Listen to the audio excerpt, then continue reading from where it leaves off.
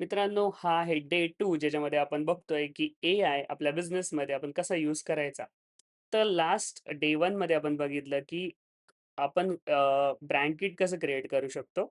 आज आपण बघूया, की ब्रँड किटमध्ये समजा चेंजेस करायचे असेल तर कसे करायचे. तर समजा तुम्ही ब्रँड किट बनवलं आहे, ठीक आहे.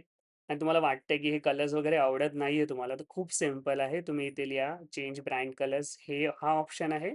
दुसरा, जर तुम्हाला हे आवडत दुसरा ऑप्शन असा आहे, जर तुम्हाला कुठला लोगो किंवा काय आवडलं असेल, तर लोगो रिफर करा.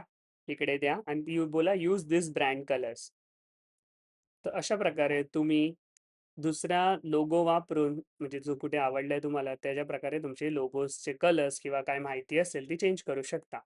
आता बघूया आपण, की आपलं ब्रँड किट तर रेडी आहे. आता लोगो क्रिएट करायचा आहे. तर लोगो क्रिएट कसा करायचा? तर मी बघा इकडे सिंपल एक प्रॉम्प्ट लिहिलाय. As per the above brand kit give me logo ideas with prompts. म्हणजे मला लोगो आयडियाज विथ प्रॉम्प्ट्स दे. तर आपण बघा आता आपल्याला बऱ्याच साऱ्या आयडियाज इकडे आल्या आहे. त्याच्यातून मी एक जो मला आवडतो त्या ऑप्शनला मी सिलेक्ट करतो. त्याला कॉपी करूया आपण आणि इथे चॅट बॉक्स आहे इथे पेस्ट करूया आणि तुम्हाला इथे प्लसमध्ये जाऊन क्रिएट इमेज करायचंय आणि सेंड.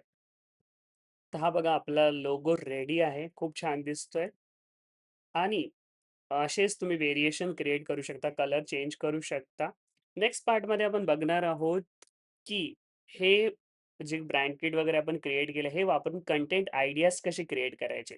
आणि जर Instagramमध्ये तुम्हाला ह्या गोष्टी फास्ट वाटत असतील, तर YouTube चॅनलवर मी ह्या गोष्टी डिटेल आणि स्लो पेसमध्ये रेकॉर्ड केल्या तर नक्की बघा.